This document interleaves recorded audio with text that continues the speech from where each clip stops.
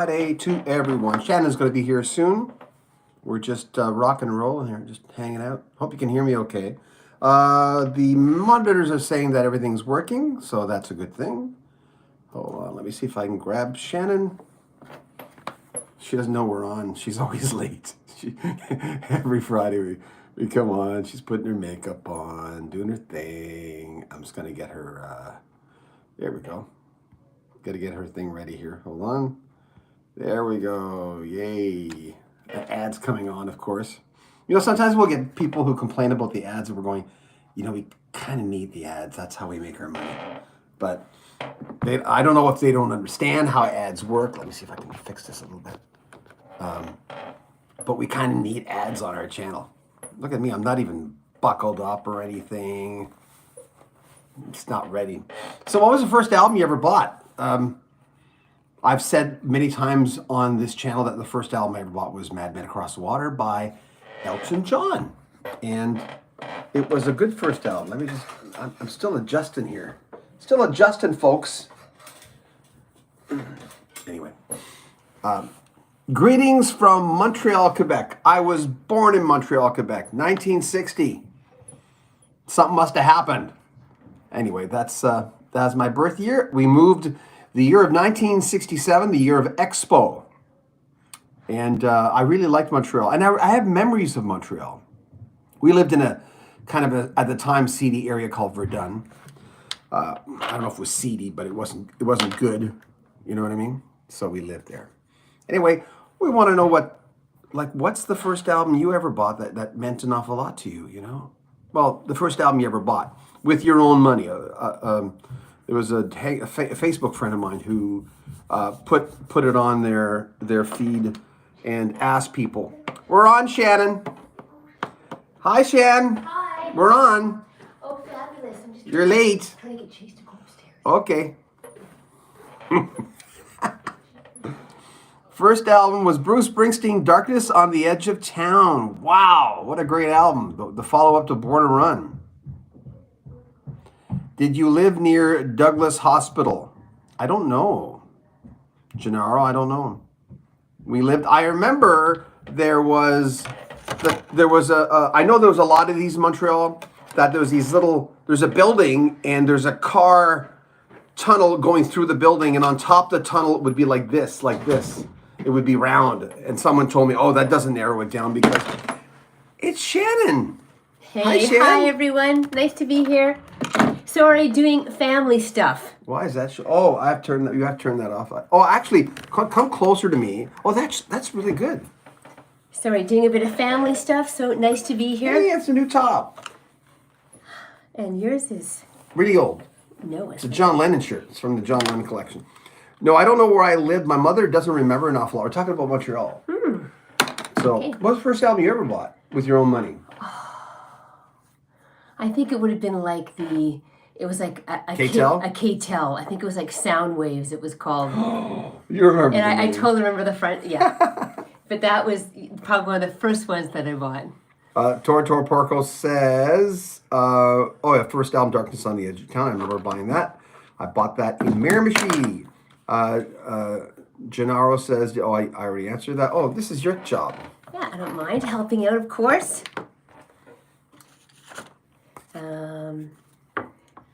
I wrote Jimmy Stewart, and he wrote me back. Obviously, he's dead. It's a long time ago, but... And Jared said, you always said Huey Lewis. Oh. Huey Lewis in the News. Yes, on vinyl. I so remember Huey Lewis in the News. We were playing the human, Don't You Want Me Baby, whatever Human League album that was, and Do You Believe in Love, whatever Huey Lewis album that was, on my first marriage. Oh my gosh. We were on our honeymoon. So that was, if someone would have told me, you're not going to be as happy with that one. Oh my God, thank you very much, George Porco. More money for ads, thank you. Thank you, man. We have been definitely doing a little more advertising lately, so it's been nice too. Someone just told me that, and I'm not going to say who the person is. Someone just told me that there's someone who's doing what I do, and he puts, and it's smart. I'm not saying bad things about what he does. He puts $5 on every video, which we don't do. We haven't done that yet. But whenever he releases a video, he puts $5 on it, and the next day it just goes up on with a little bit more hits, and it's a good idea. I don't have that kind of money to put $5 on every video, but it's a creator who does what I do. I went, well, that was good. And Blue Rum, Dare by Human League. Yes, Ooh. thank you. James, hello, Shannon, John. How are you this evening? We're doing well. Nice to have you back with us here on a Friday night. Hanging out. Ronnie, Def Leppard, Pyromania, 8-track. Oh, wow. 8-track. Whew. I just, Remember those days? Yeah. You just sold. I just sold my 8-track, my Wedge, Zenith Wedge with Allegro speakers system today to a gentleman who drove an hour here to have it. I priced it to sell. I sold it for, I put 110. I sold it for $100. It came with 4 speakers, Allegro speakers. And I brought him into the studio to show him, and I said, "Oh, there's 5 8-tracks. Why don't you take those? I don't have use for them." The Eagles was in there too. Oh yeah, because you'd be. Yeah, I don't have an 8-track player anymore. Gennaro says my cousin's husband was a manager in Montreal for the Human League. Wow, Oh, that's pretty exciting. but they weren't in. So he was a manager, like he handled them while they were there because obviously they're from the UK, but. Let me know. Yeah, I'm curious. That's it? That's it. Oh my God. Anyway, the first album I bought, we played on, one of those old stand-up stereos. They used to be lengthwise in the 70s, but this was from, I think, the 50s. And it had a bad needle on it, but it still played. And I still have that copy of Madman Across the Water. I still own it. When I sold my records, I couldn't sell that one. I always regret selling most of my records. I think I kept 50. And I kept that, and I kept one of the first Elton John 45 I ever bought, which was Philadelphia Freedom. I still have that. So there you go. That's my story. That's what I'm. See, stuff is coming up here, but hasn't come up there yet. Not yet. So they like this computer more. Pardon me, something in my throat. Gennaro says he had the rights to manage them in Montreal. Oh, right on. Okay, that makes sense. Yeah, that's what I thought it was. We get a lot of people coming on here, and they have a history with bands, with fathers, with brothers, with friends. Everyone has a connection to someone who's in the industry. It's funny, and it's fun, See, I got one there, and it's not there yet. Gennaro says my cousin's husband also worked for BMG. Oh, is that right? Yeah, RCA BMG. I remember when Bruce Hornsby was on RCA, and then that turned into BMG, and he had good experiences at the time. I'm pretty sure he's on his. Oh no, he's not on that label anymore. And he almost was signed to Wyndham Hill, the New Age label. I talked to him about that. He says, "Yeah, it was going to be a vocal. I thought, were you going to do instrumentals? Because on a lot of his last few albums, he's had 1 or 2 instrumentals. On the double albums, usually at least 2. But he said, no, it was always going to be a vocal album. Would have been weird if Bruce Hornsby was signed to Wyndham Hill. And then, of course, they were sold to BMG, and there you go. That's all I have to say about that. That's what I'm talking about. I don't know what happened with YouTube today. It's been very, very slow for us. We've never had a day like this since I don't know when. Usually, things take off pretty fast, and it could be a glitch in the system. It usually is. Now and then they'll have a day like that. So I don't know why. Fraser J says, the most beautiful couple on YouTube. Hope you're all well. The first album I bought was Chicago 17 on vinyl when I was 9 years old. Oh. And I did buy Chicago 17 as well. Yeah, she's just a little younger than you. Yeah. Because at that year I would have been 21, 22, I think. James says, Devo, freedom of choice, used cassette. Oh, yeah. We used to, you ever do this? We used to trade, and if an album wasn't that great, like you trade, I think the going rate was 3 or 2 K-Tels for a normal album. Because K-Tel albums were, the quality of them wasn't that good. And the songs sometimes were as short as they could possibly be without bastardizing them completely. Carrie says, happy Friday, you two. Hi. And Gennaro says, what happened to Paul Revere and the Raiders? Paul Revere and the Raiders? I don't know. I saw them at the Winter Garden Showroom in Edmonton in the mid to early 80s. And with all the gear, on. And it was a fun show. Yeah, it was really fun. I haven't followed the band at all. Didn't Paul Revere die, if I remember correctly? I think he died. Elf Tone says, greetings from Milwaukee. I think my first album was the Doobie Brothers, The Captain and Me. Oh, wow. What a great album, too. It's a natural thing, don't you know? That's a song that sounds like a single, but it wasn't. It sounds like a hit, but it wasn't a hit. Because it sounds right in the pocket of all the stuff that they did in the 70s. Great album cover, too. Yeah, with them on that overpass thing. Yeah. Yeah, it's a slow night tonight. It's almost like, it's weird. You know me, I hate conspiracy theories, but something's going on. I don't know what it is. Something's amiss. Carrie says, I think I still owe Columbia House for those 13 records for a penny. Oh my God, right? Everybody does. Everybody does. That is, my friend, is priceless. And everyone smiles at that, whenever you hear that, because it's so incredibly true. Everyone, like I had a friend who had post boxes, and said, oh, it's worth it for the post box. But why would you get a post box? How much would that cost? But would do it. Yeah, I don't know why people do. We all did that. And what could they do, right? I don't know. How do they make money? So I never figured that out. But I want to say thanks to everyone who's joined us tonight. It's really, really nice to hang out with you. On Friday night, we're always wondering if we should do it on a Friday night or do one on this channel on Friday and on Wednesday on Rock History Book, which is where we put our full interviews. Remember, these are just snippets. Look, I chopped my head off in the picture. Ooh. You're okay, though. Gennaro's asking, remember Lucy Thomas turns 18 years old on Feb 21st. Have you had a chance to listen to her? No, God, okay. Hold on. She lives in the United Kingdom. I don't think so. James, his first album that I fell in love with and had to go buy Asia, their first album. Oh, wow. Yeah, that was a big one, right? UK, and they're touring again.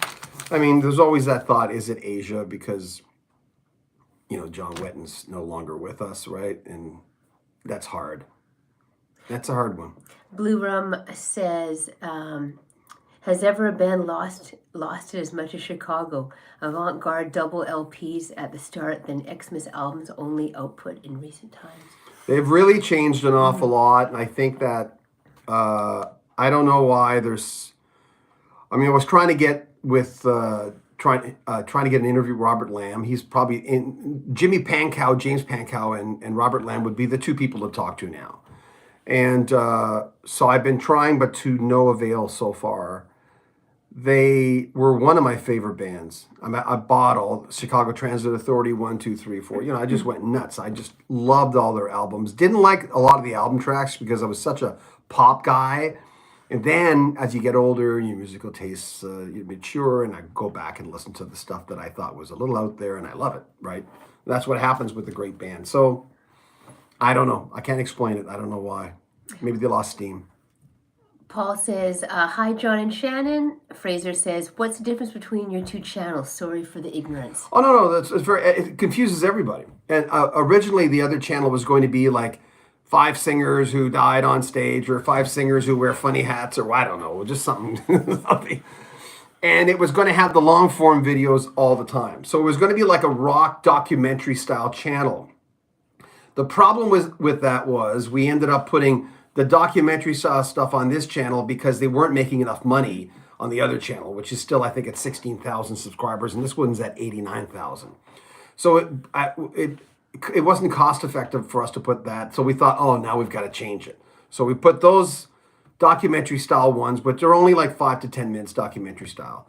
On this channel, Shannon writes them, Chase, I voice them, Chase produces them. So it's a family affair. But the biggest difference now is the videos on the other channel are all long form videos. So if we interview Steve Hackett, the entire interview's over there. I didn't want to put long form videos on this channel. I wanted this to be like sound bites really fast. And people were complaining, why don't you put the whole thing on? So whenever we put part 1 of Steve Hackett on, the entire Steve Hackett goes on, usually the same day on the other channel. So there you go. Don't feel bad about being confused. Sometimes I'm confused. I'm confused a lot, I think. Paul says, who is your favorite guitarist of all time? Well, Lukather, I like the way Lukather plays, Steve Lukather. I've always loved his is playing. And one guy who's underrated is Bruce Cockburn, Canadian singer-songwriter. I love him an awful lot. But there's a, I used to, I've never been a big Clapton fan, but his guitar playing's like crazy. And George Harrison, I love. All the, like Eddie Van Halen, but all the usual suspects are people that I admire. And there's a reason why they're always top tier, right? So, yeah. So Fraser's asking, can't you just combine the channels to make one big, great channel?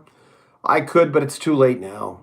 We put too much work into the other. I mean, it was just to me, it was just a big mistake of going, why would I have so many channels? And I'm going, the Canadian channel had to be built because a lot of you would not know, because the majority of our clientele for rock history music is Americans and Brits and people from Europe in general. And a lot of those Canadian bands would not be known, that didn't cross over. So I specifically had to have a Canadian channel.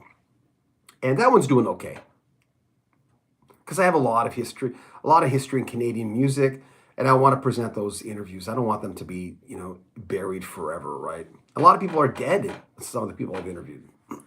Thunder Bay Arena Rocks, Scotch on the Rocks, says, keep doing what you're doing, folks. Cheers to you both. Thank you very much. Appreciate it. There's a guy from Ottawa, not to be confused with what's happening in Ottawa right now, but he was a quirky guy. He used to email me all the time or comment on the videos all the time with these long diatribes and just obscure things. And I remember reading them over and over going, well, he's eccentric, but he's not saying anything that's like crazy or untrue. His mind was just all over the place. He'd connect the dots. This connects to this, and then at the end of the paragraph, he's way over there. So his name was Ottawa something. Yeah. Angel says, greetings from Melbourne, Florida. The first record album I bought was the Beatles' 1967 and 1970, the Blue album. Oh, right on, yeah.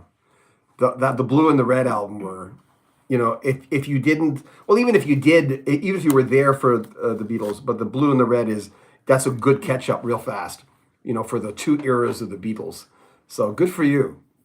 Good choice for your first album. Charles says, well, what's going on with April Wine? Is there any news on them? Are they still around, together? And what's...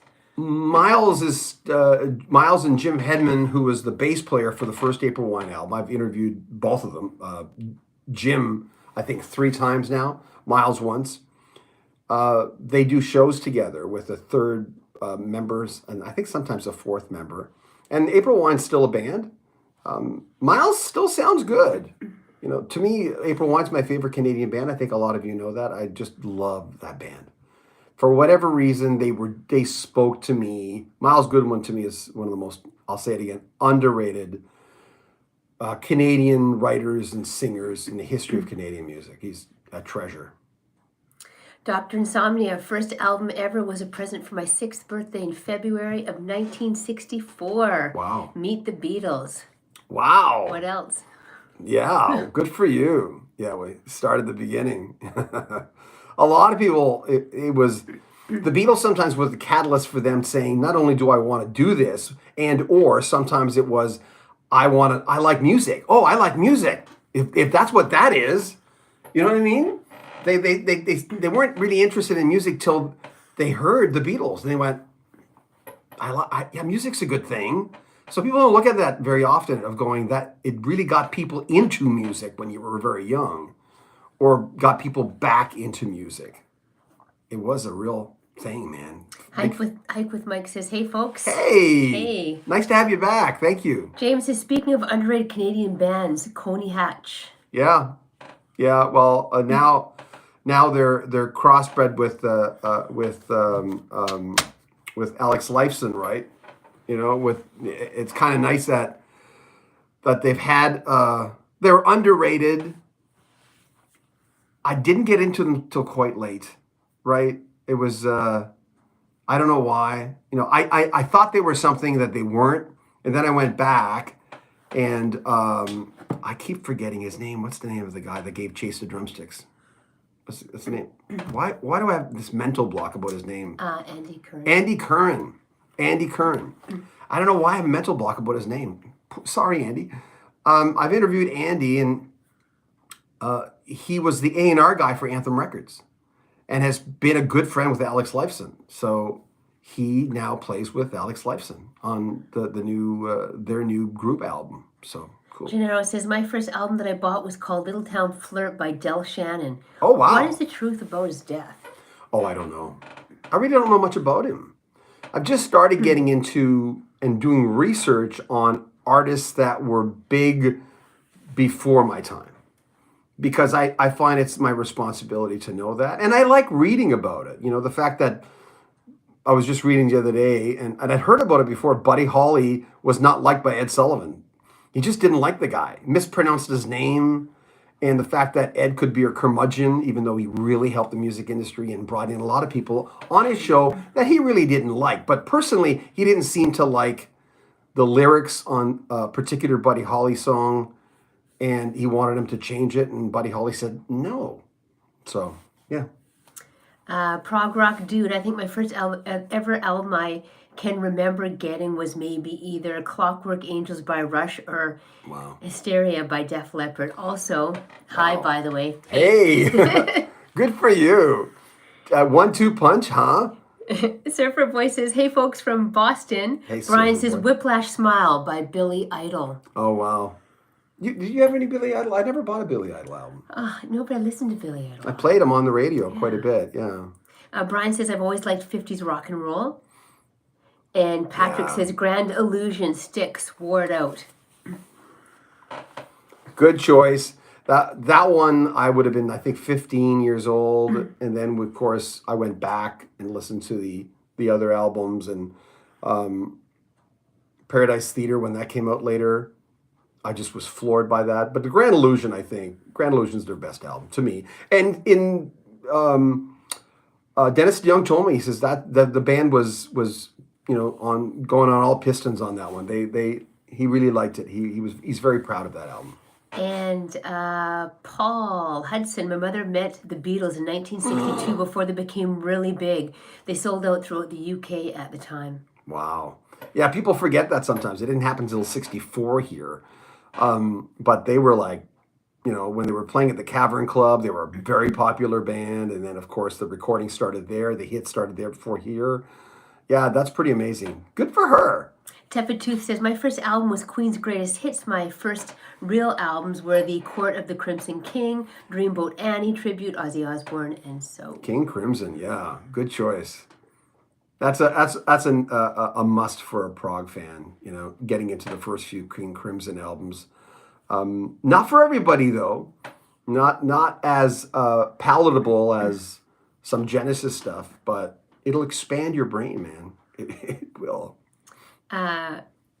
Preezy says, my favorite thing to listen to driving to go to flying lessons was Def Leppard. Oh, flying? Really? Are you a pilot? Good for you. And I admire that so much. And Ermine says, Del Shan's last album, Rock On, was quite good. Oh, cool. Yeah, good reminder. This is actually a great thing to talk about, where your favorite albums. Don Breithaupt, who's the guy who wrote one of the great books on Steely Dan's Asia. We used to do stuff with him when we were doing the Canadian Smooth Jazz Awards years and years ago, and just a musical powerhouse. He put it on his Facebook today, and I thought, "Hey, Don, that's a good idea. I'm gonna do the same thing. That'll be our question. It's good that when we ask a question, I think it excites people. The first album you ever bought is kind of like when people ask us, how'd you meet? And we tell the story how we met, and we love telling a story, and we're both smiling, and we've told it many times on live feeds. And ask anyone. When I was hosting a love song show, I once said on the air, and then I kept saying it every few months, you ask someone how they met their partner, and they'll smile even if they're in a bad situation, because it brings them there. It's almost like when you ask someone in a documentary style whodunit show like 2020 or Dateline NBC or something like that. They always tell the guest, okay, what was it like then? Okay, you can't tell us how you feel now because chances are you killed the person, but we need to have you in that space. Because the mother would say if her daughter died, she'd go, oh yeah, he was nice then, but no, we don't want you to do that because we're telling a story. So usually they'll smile and they go, oh yeah, when they met they were really happy, right? So it's like that. When you go back to that spot, you can, even in those situations, smile at that moment in time, right? Surfer Boy says, my first real album was Monkeys Headquarters. Second was Oh, Beatles 65. yeah, you were in that pocket, man. Good for you. And when we still lived in Montreal, we lived in, like I said, Verdun in the beginning of Montreal. Not a great place, but it was 1967, and I'd like to say it was Sergeant Pepper because it was 67, but I don't remember it sounding like that. I remember as a kid, my memory is always going, oh, this was really fast, right? So I think it was the more boppy kind of beginning part of the Beatles that this little kid was playing me and say, hey, this is the biggest band in the world. And I'm going, oh, okay, sure. And but I think I would have remembered if it was Sergeant Pepper. So I think it was like one of the earlier albums. So, Tepid Tooth says, my teacher was starting prog in history of rock, wanted to get a leg up on everyone, wanted to get into King Crimson, but this is back when I used to buy digital, and they weren't digital, so I got a CD. Really? Wow. Yeah, we still have, there's a big rack of CD. Well, you see it behind me when I'm doing, what am I talking about? When I'm doing the intros and extras of interviews, I'm always standing in front of it. Prog Rock Dude said, okay, wait, scratch what I said earlier. My first album I remember buying was the Ultimate Yes 35th Anniversary Collection. Can't believe I forgot about that. Yeah. This brings you back. There's a thing. Remember we were talking about this the other day. There's that thing where people, and I say this all the time, people will ask me, okay, what are the concerts you went to? And then I'll have that in a box, in my mind, in my 80s box. And I won't mention jazz bands because I don't know why, because I put that in another box with another group of friends, or new age concerts in another box. And a box for that girlfriend. I mean, we met in 97, but there was life before that. And well, not a good life. Come on. Anyway. You did very well. Yeah. You did really well. She almost did a little too well. Chuck says, have you ever seen Prince playing guitar at the Rock Hall inductions, playing as My Guitar Gently Weeps? Yeah, I've seen that. I didn't know it was that. I remember, when did I see that? But I'm gone. Sometimes going. Hike with Mike says, it's interesting in the early 80s, based on social class, the rich kids listened to new wave, and the middle and lower class kids like me listened to heavy metal. I've heard arguments like that before. I mean, there were similar arguments for country fans, right? And then I found that country fans kind of changed, and after a while, I couldn't predict who country fans were, especially now. But I know that my more blue-collar friends like country music, like the more traditional type of people, and I'm pigeonholing them a little bit. But I remember thinking that in the 70s. And now I like that country music from the 70s, but I don't like the new stuff at all. Gennaro says, what is your take on Joe Cocker and Van Morrison? Never been a big Joe Cocker fan. Van Morrison comes off on like a kind of a curmudgeon. He's he doesn't suffer fools. He's just one of those guys, right? Speaks his mind. Probably over, I don't know if he drinks or still drinks or doesn't drink anymore. Over a pint, you'd get a lot. It's like Billy Joel's like that, where Bruce Springsteen's like that, but in a different way. Springsteen's not brash or anything. But sometimes the people who just say what they want to say are the greatest people to have a beer with. Sweet Savage said, first was Rush, All the World's a Stage. That's a good one. I should continue three LP set. I should continue. They're good unless they're a little kooky. Like if they believe anything that someone tells them, then they're not good over beer because you can't really talk to them because they're. Fraser J says, John, would you like to interview one of the greatest Canadian songwriters of all time, Mr. David Foster? We were just talking about that. We were just chatting. Why do you know him? Do you know him? We were just. He's opened the who was it? My friends, their podcast.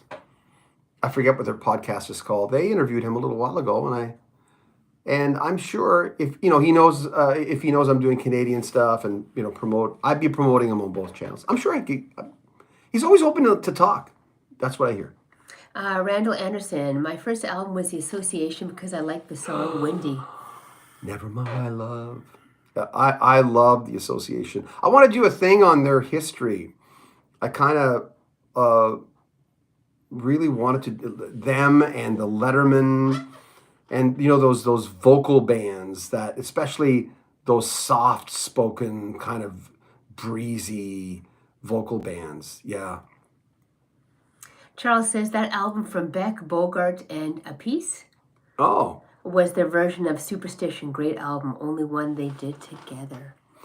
Yeah, I like when people mix it up. Sometimes they do too much. Right now, I'm going back, and today I was listening to Michael McDonald's albums I'd never listened to. Yeah, you had that full blast Full in the blast. back room. I was editing video, the Randy Bachman stuff, and what else? They're right here. Oh yeah, the Badfinger, that was finished though. I keep forgetting. Sorry, I hit the mic. And the Dominic Triano's brother, Randy Bachman, and a few other things that are coming up tomorrow. We do at least a video a day now. We try to, and I thought, I haven't heard this album by Michael McDonald. It's not that I didn't know it wasn't there. I recognized the cover, and I just go, sometimes I'm going, I don't have enough. Jude Cole, I listen to albums I never listened to. Mark Cohen, Hornsby, I've heard all his stuff, but...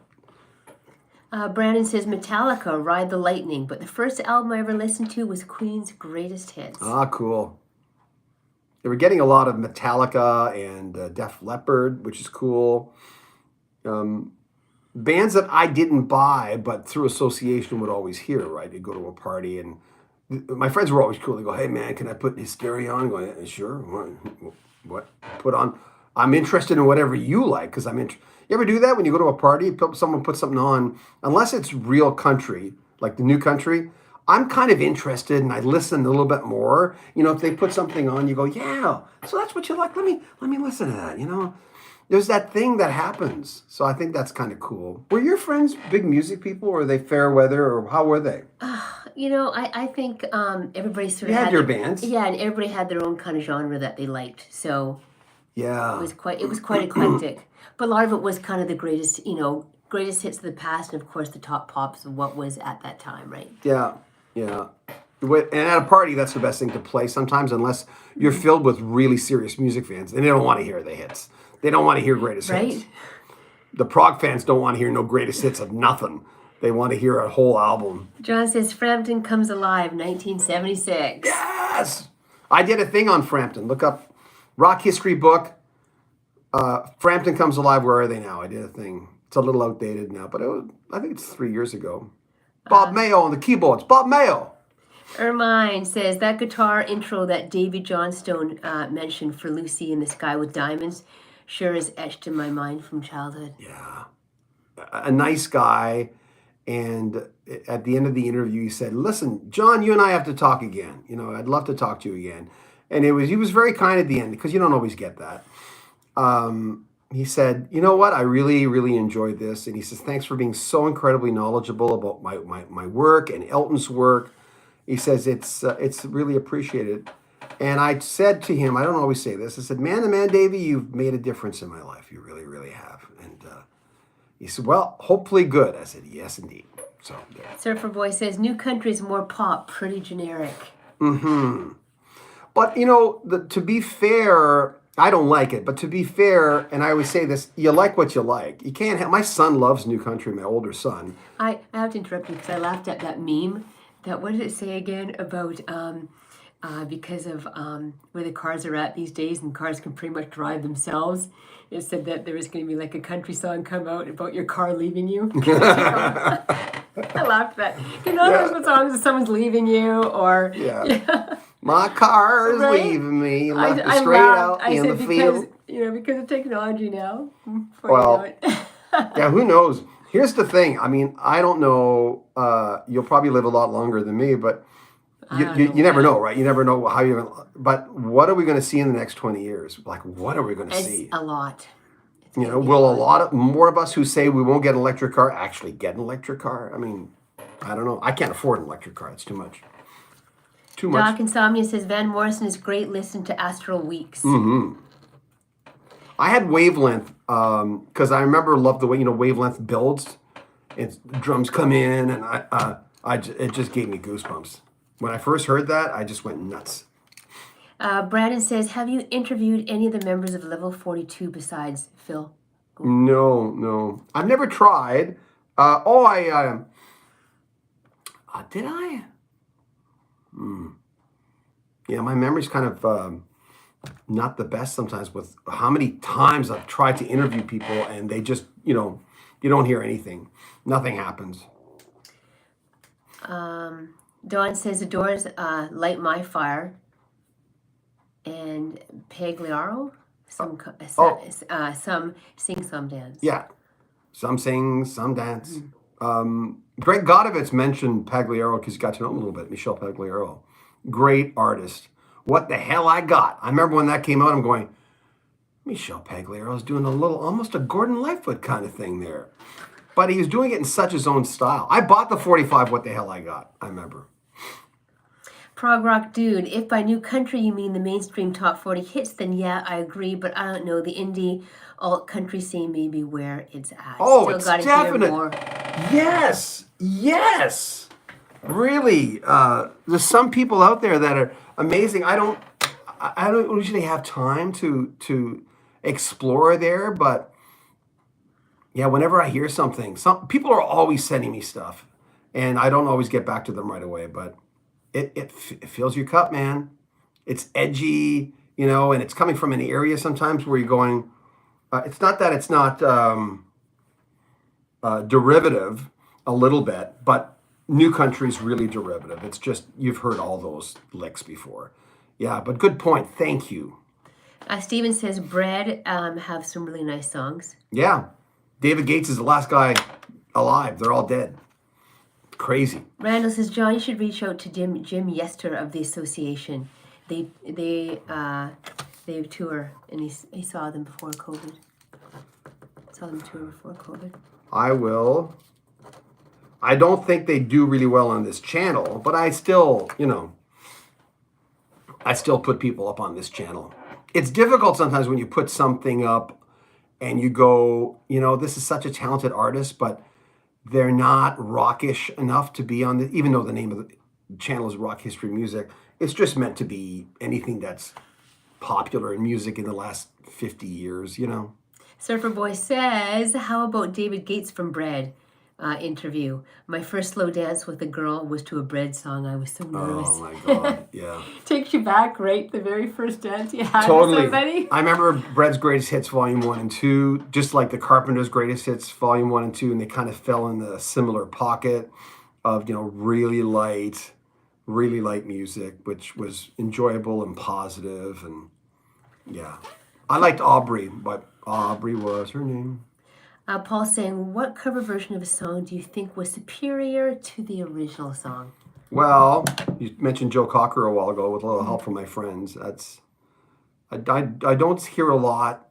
One thing I dislike, when I was in New Age music, and which went into smooth jazz, I used to hate Beatle covers. They were all instrumentals. I hated them all. And to this day, when we watch, sometimes in the daytime, we'll put incidental music on, like the New Agey spot channel. And now and then, like yesterday, on guitar will come up, and I'll always, Jesus, my God. But I don't know. But I think that's Joe Cocker is probably the best example. Leo says Supertramp, Breakfast in America. Oh my God. Surfer Boy said Davy Johnstone's interview was wonderful, especially talking about Lennon. Yeah, that one came out last night, hanging with John Lennon. He had some quiet time with him, which was nice. And like he said, he called him and they talked on the phone while he was recording Double Fantasy, which was cool. All the associations with the Beatles, whenever you hear it, there's something, the energy changes in the room. Like when you're talking, you're going, oh my God. It's like when you go to visit a cemetery of a great rock star or a relative that meant a lot to you. All of a sudden, you're right there, and you go, "Oh my God, they're right there." Even if they're dead, or you go to a place that something happened. You know what I mean? You just get into that zone like right away. Fraser J says, yes, me and David Foster are besties. Ha ha. Yes, he has done a few interviews recently on YouTube, so I can't see why you can't do a great interview. Yeah, he'd be a good. When I got into radio, there was this guy. Right, you're telling me. I remember Clay Hagel, his name was, and he later, now he goes by Clay St. Thomas. And Clay would do these 11 o'clock specials that were so amazing. And Clay was a smart guy and is a smart guy. He's a country music, speaking of new country, he's a host of a country music station in Vancouver. And like I said, he's incredible. He was better than all of us. And some of us were always jealous of him. I think the entire staff was jealous of Clay. But he'd come up with these amazing specials, and he interviewed David Foster, I remember. And it was such a great interview. And I could tell Foster was getting off on it because just really enjoying speaking to someone who had done his homework, which Clay certainly did. He's an actor. He's appeared in a lot of things, and he's a good guy. He really is a good guy. Even though I was a little jealous of him when I got into radio. I got to interview Clay. Should interview him. Yeah. RJ Jen, good evening, fellow rockers. Hi. Hike with Mike says indie Australian music is awesome. Oh, really? Oh, cool. I mean, I'm sure that's the case with a lot of countries, but... Floyd the Barber, happy Friday, guys. Hey! I wasn't a huge Kiss fan, but they had some great songs like Hard Luck Woman. Were you ever a fan, John? Hi, Shannon. Hi. Yes, I the first album I bought was Kiss Alive 1. And then I'm not sure if I bought like Dress to Kill before that or their debut album. But then I went back to buy the earlier albums. And then, of course, Destroyer came out. And I think Destroyer was the last Kiss album I ever bought. So I had the first few albums, Destroyer and the live album. I never bought anything else after that. But yeah, they had great songs. Kiss Alive 1 is supposed to be not that live, but I don't care. It sounds fantastic. John, what are your views on music piracy? You remember the old days when you would record vinyl to cassette to play in your car? Now it's gone a whole new level via downloads. Yeah, but now we just have streaming software. You know, we have Spotify and Apple. So the problem with that is it's still stealing from the artist, right? But for me, all I do is I listen to it to enjoy it. But if I'm doing an interview with someone, I'll go back in their back catalog. And chances are, like interviewing John Anderson, I wouldn't have all that music. You know, Elias' Son Hello, his first album, I wouldn't have all that stuff. I don't even know if that's on there. But by the way, that was I bought that on cassette when it first came out, way back when. Gennaro says, I had a chance to see the Carpenters Toronto in 1970. Great show. Wow. Did she drum? Because at one point she stopped drumming on the albums, and I think Hal Blaine was drumming. Floyd the Barber, Bread's Greatest Hits had a rocker or two on it. Down on My Knees, You Got Me Down on My Knees. Yeah. Yeah, Lost in Your Love, I had, and then of course he released The Goodbye Girl as a solo from the Neil Simon movie. Well, I think it was a Neil Simon movie, if I remember correctly. That's going way back, man. What the hell? That's a lot of beers ago. Steven says Hendrix Watchtower better than Bob Dylan's. Yeah, God, yeah. What's that Bob Dylan song that Alistair Elliott did? I forget what it was called. Such a beautiful song. Is there any RJ Jen, any possibility of a Robin Trower interview? I always get asked. Robin Trower is in a list of many, as you can hear. We do what we can.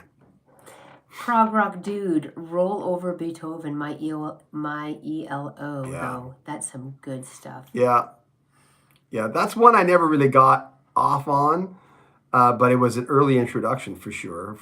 And then everything exploded. for that band. James says, I really like the Lennon stories from Davey. Yeah.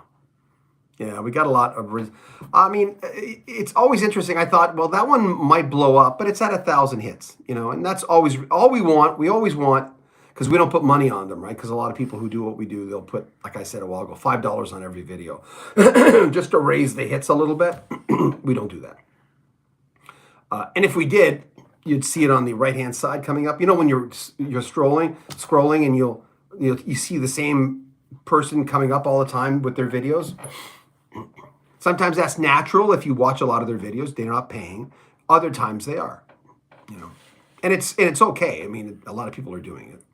Preezy said, I think John Lennon loved Elton John and his band because it gave him the vibes of the early Beatle days when they all got along. I heard someone else say that too. I don't know who said it, that he really liked everyone in the band, you know, and Nigel was with them there, and Dee Murray on bass, Nigel on drums, of course.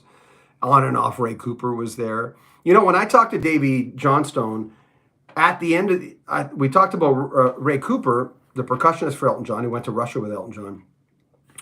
And I said, well, he seems like an eccentric guy. Is that just really him, or is that just him on stage? He says, no, he is.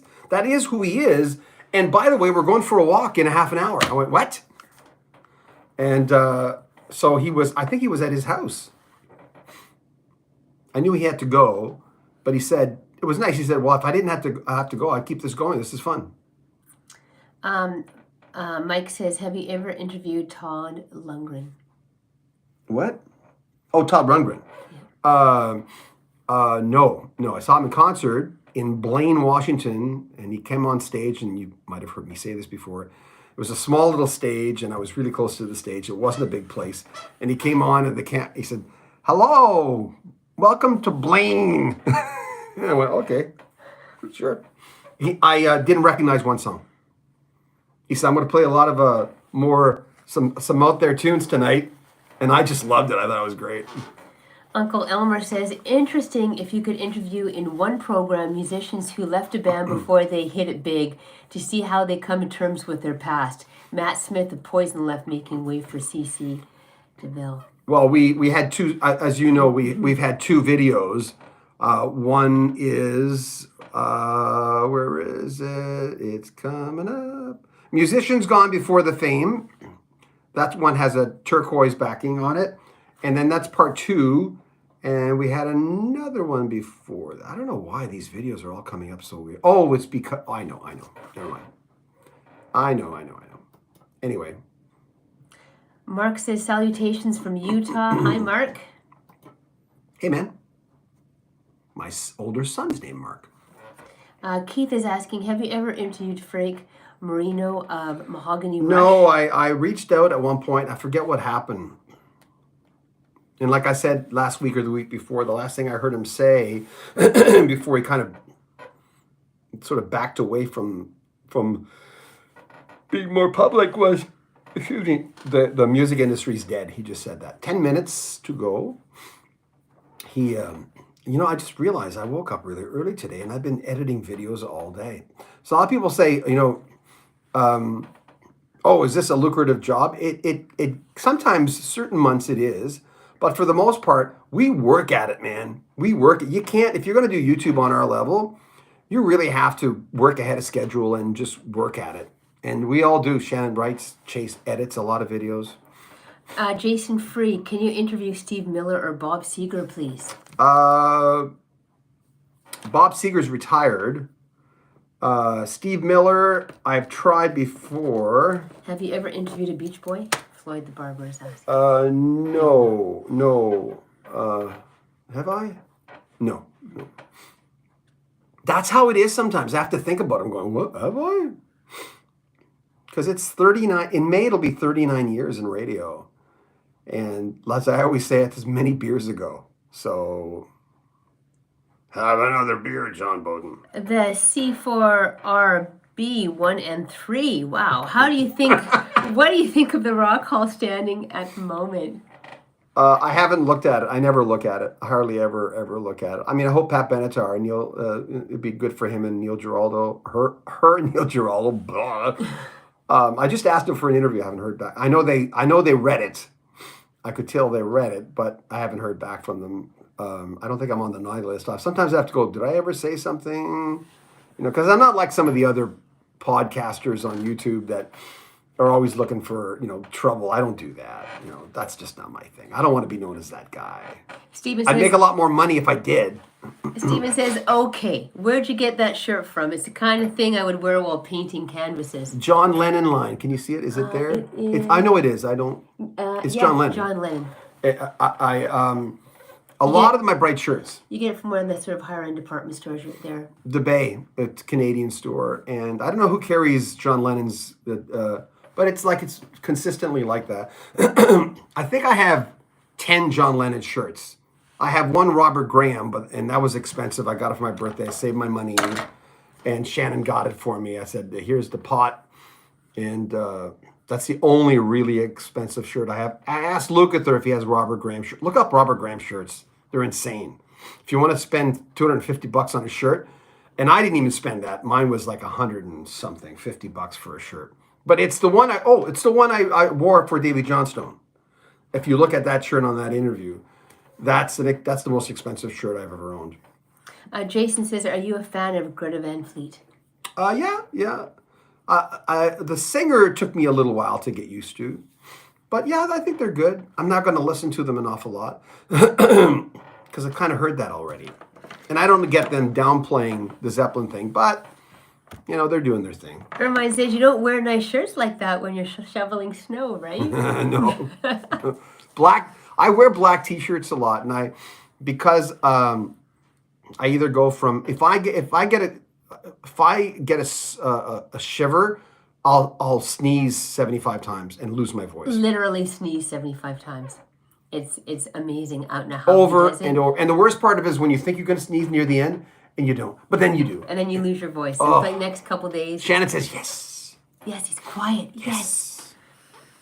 No more of that. We don't have to listen to that anymore. Floyd the Barber says, are either of you fans of REM? I love them. I like REM. Yeah, you do. No, not really. No, not as much. No, I don't hate them, though. It's like U2. I'm not a big fan of U2, but I certainly don't hate them. My brother saw them in concert. My brother just loved the show. He thought it was really, really good. Hey, by the way, this week we're going to hit 90,000 subscribers. Yay. Or next week. But. Deborah says, what's your thoughts on why Grand Funk has not made it into the Rock and Roll Hall of Fame? Oh, there's just so many, though. I don't know what the reasoning is. And they obviously have a lot of people in their committee, and I'm not part of that, that have different tastes in music. And they wanted that. I know that was part of the criteria of wanting people who just don't have, you wouldn't want like 100 board members who were all into like crotch rock hair bands. That wasn't going to happen. So there's a lot of different people in their committee. I mean, the voting is just a small part of it, as I think most of you know, right? Fraser Jason, boring, but what software do you use to edit? Final Cut Pro? Final Cut Pro. Yeah. I got a MacBook from a few years ago. It's an older MacBook, but it has that little light up thing. I don't know what that's called. They're phasing that out now. And it's got a 2 terabyte hard drive, solid state hard drive in it. It's quite fast still. Chase has not as good of a computer, but he has got a MacBook too. But Final Cut Pro, we went out of our way to learn that software. So I highly recommend it. Randy Schiffer says, I gave you a plug on Leland Scalar's channel. It concerned Randy Bachman's stolen guitar. Check it out. Oh, thank you. Thank you. And I so appreciate when people plug us or share our videos. A guy the other day was going, I want to know when you release stuff and I don't get it from YouTube. And I said, well, just friend me on Facebook. I put my stuff on my Facebook. Or John Bowden Broadcaster or Rock History Music, /book, any of those things when they come up. Or else you can just share them from YouTube. But I love it when you share my, like on groups. Like on, I don't want to share my Genesis videos on the Genesis group. I don't want, it's kind of almost like someone else's job to do that. I don't want to do it myself. I don't want Shannon to do it. And Preezy says the Elton John band, Todd Rundgren, Warren and Zevon and Paul Zevon and Paul Schaefer and the CBS Orchestra need all to be inducted. All good choices. There's so many people. It's just insane.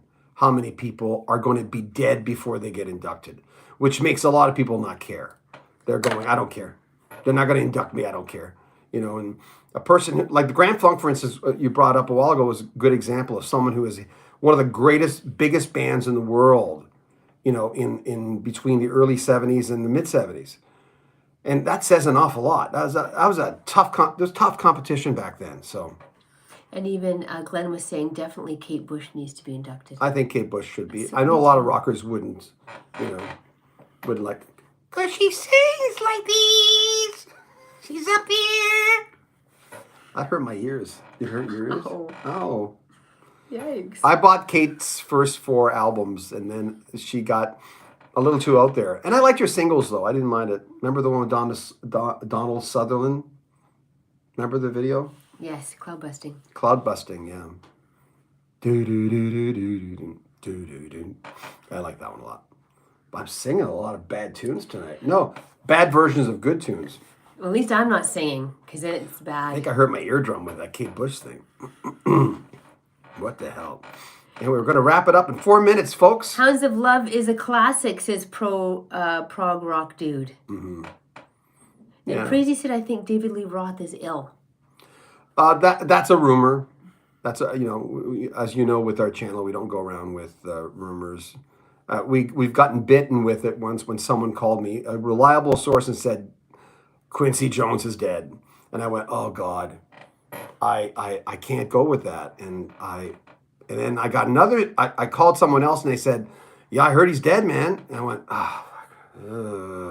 what should I do? So we put it up, and we didn't put it up, but it was in what do you call it when it's you've done everything but press the button, and it was just not good. But it never did go up. People said Quincy Jones is not dead. I went, well, it's not up. What's going on? That's the only time we've been lucky. Gennaro says, hey, another great show, John Shannon. Do not forget Lucy Thomas. We're going to put that down. We will listen to her. He's got Lucy Thomas right there. Fraser J, thank you so much for replying. You guys are the best. Hey, thank you, Fraser. Thank you very much.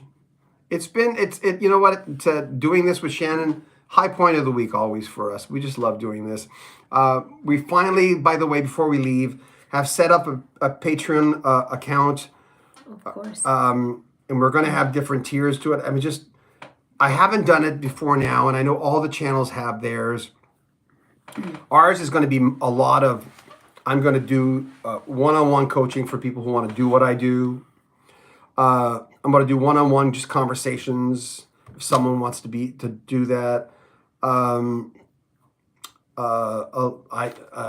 Early access to our videos, access to videos we've never put out. Just basically the garden variety stuff a lot of people do.